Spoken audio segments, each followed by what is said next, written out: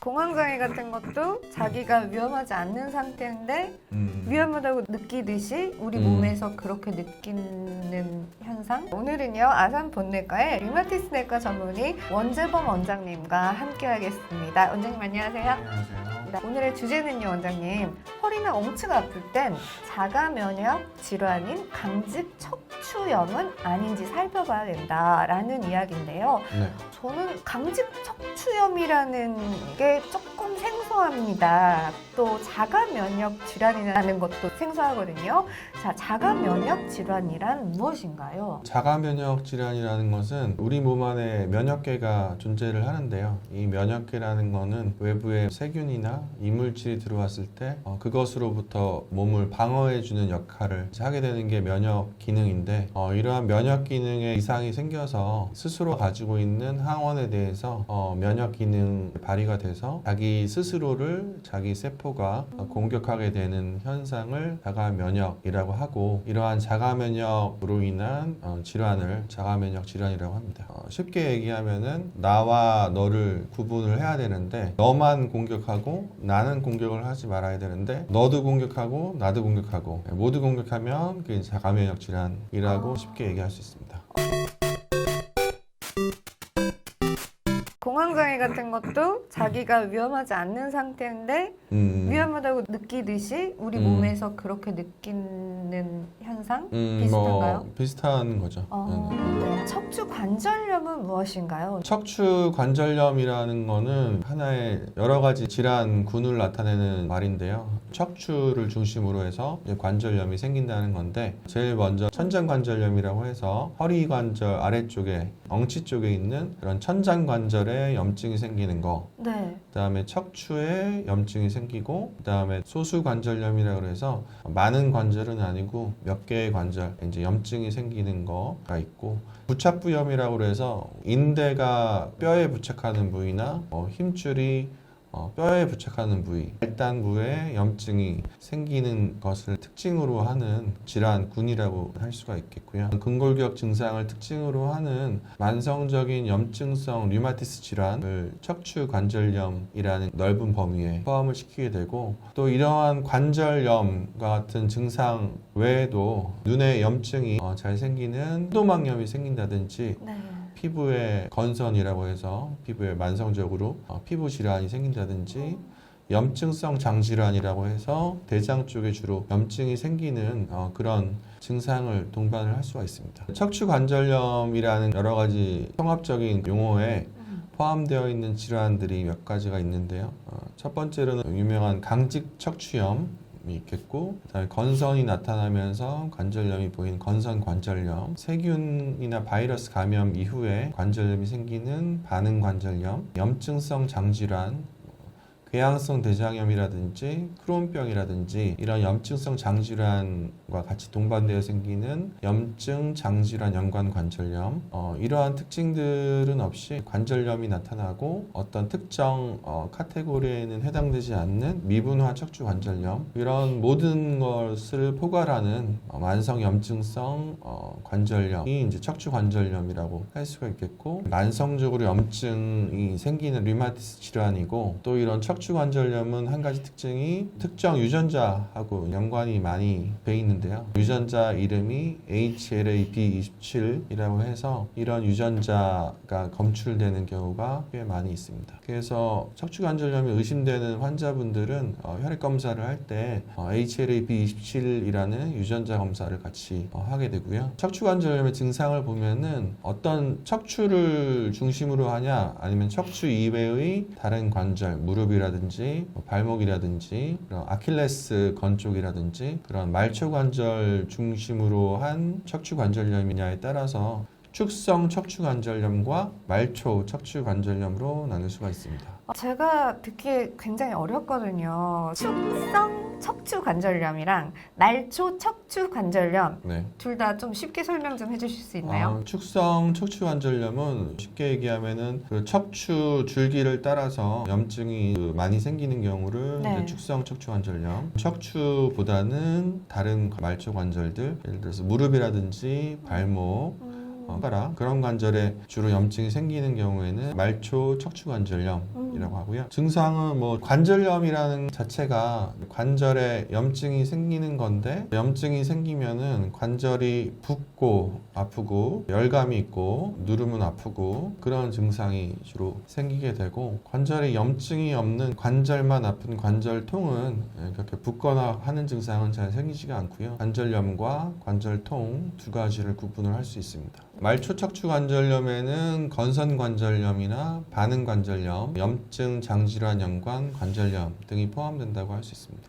뭐 건선관절염이나 반응관절염이나 염증 장질환 연관 관절염이나 어떤 증상이 같이 있냐에 따라서 네. 이름을 붙여 놓은 건데요. 관절염이 있으면서 건선 증상이 있는 분들, 건선 증상이 있는 분 중에서 관절염이 생겼을 때 건선관절염이라고 하고, 반응관절염은 외부 세균 감염이나 바이러스 감염 이후에 우리 몸의 하나의 반응으로서 관절염이라는 현상이 나타난 거를 반응관절염, 그다음에 관절염이 있고 그 염증 장질환이 같이 있는데 이 둘이 관계가 있을 때는 염증 장질환 연관 관절염 이렇게 말하는 것이고, 기본적으로는 관절염이 있는 거고요. 어떤 게 동반되냐에 따라서 달리 부른다고 할 수 있습니다. 류마티스 질환이 전신 질환이라는 게 이렇게 멀리 떨어져 있는 기관, 뭐 예를 들어서 관절하고 장은 멀리 떨어져 있죠. 세균 감염이 된 다음에 관절염이 생기는 것도 그렇고, 이런 전신적인 질환, 자가 면역 질환이기 때문에 전신 어디든지 사실은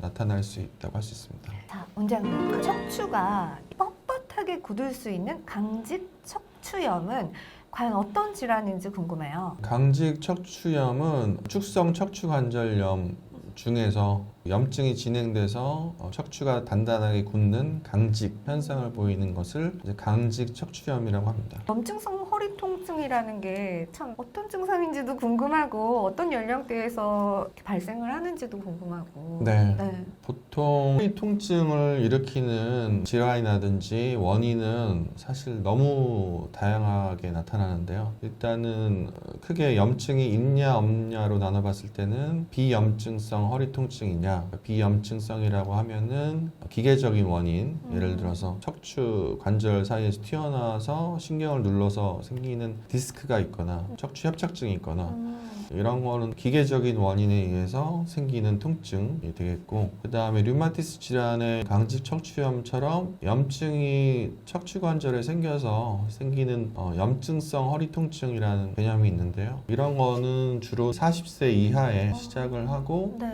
서서히 발생을 하고, 그리고 특징이 보통 이제 허리가 아프면은 쉬면은 호전이 되는데 이렇게 염증성으로 인한 경우에는 움직이거나 이렇게 운동을 하면은 허리 통증이 오히려 호전이 되는 현상이 있고, 오히려 움직이면 호전이 돼요? 네네. 그리고 쉰다고 호전이 되지 않는 그런 특징이 있습니다. 염증이기 때문에 소염 진통제를 복용하면 소염 효과 때문에 통증이 빨리 호전되는 특징을 보이고, 네. 야간에 밤에 잘 때 아플 수 있다는 특징이 있는데, 이거는 염증성 허리 통증에만 해당되는 얘기는 아니고 네. 다른 원인에 의해서도 야간통은 생길 수가 있습니다. 네, 원장님. 어떤 증상이 있을 때 강직 척추염을 의심할 수 있고, 의심이 되면 치료를 또 해야 되잖아요. 네. 치료법은 무엇인지 알려주세요. 젊은 남자분이 허리 통증이 있는데 허리나 엉치 쪽이 뻣뻣하거나 허리 통증이 움직이면 호전되는 특징이 있거나, 치료해도 낫지가 않고 점점 심해진다든지 서서히 진행하는 양상을 보이거나 그런 특징들이 있을 때 혹시 강직성 척추염 때문은 아닌지 의심을 할 수 있습니다. 강직 척추염이라는 거는 뻣뻣하다는 건데요. 그래서 굳는 느낌처럼 그런 뻣뻣한, 목에 담이 걸리는 것처럼? 움직이긴 움직이는데 네. 이제 뻣뻣한 느낌이죠. 예를 들어서 우리 손을 많이 쓰거나 하면은 아침에 좀 뻣뻣한 네네. 걸 느낄 수 있는데 그런 뻣뻣함을 척추에 느끼는 허리. 증상이 생기는 거죠.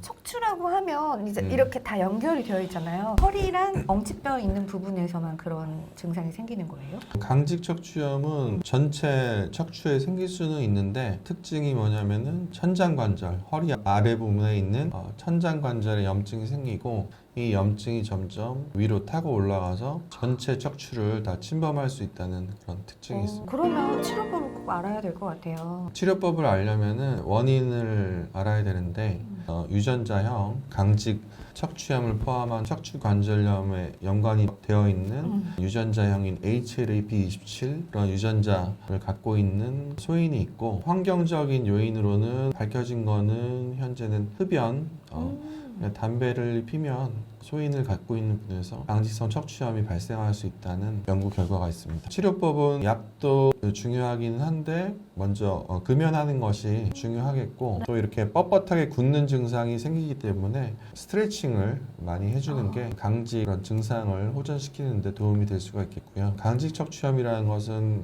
결국에는 염증이 계속 생겨서 증상이 지속되는 거기 때문에 그런 염증을 가라앉힐 수 있는 비스테로이드성 소염 진통제, 그거를 꾸준하게 이제 복용을 하고, 이런 소염 진통제로 이제 해결할 수 없는 염증이다. 소염 진통제를 한 가지를 먹고 또 한 가지 또 다른 걸 또 먹고 그래도 계속 지속이 될 때는 요새 많이 사용하는 생물학적 제제라는 게 있는데요.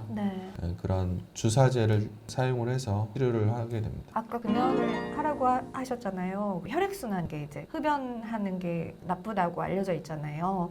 강직 척추염에 걸리는 이유가 그런 혈관과도 관련이 있는지 좀 궁금해졌어요. 깊이 있는 질문인데 일단은 강직 척추염하고 혈관하고 관계가 일단은 있다고 할 수가 있고요. 예를 들어서 강직 척추염이 있으면서 혈관염이 같이 동반되는 그런 케이스들도 있기 때문에 강직성 척추염과 혈관과는 연관이 있다고 할 수 있습니다.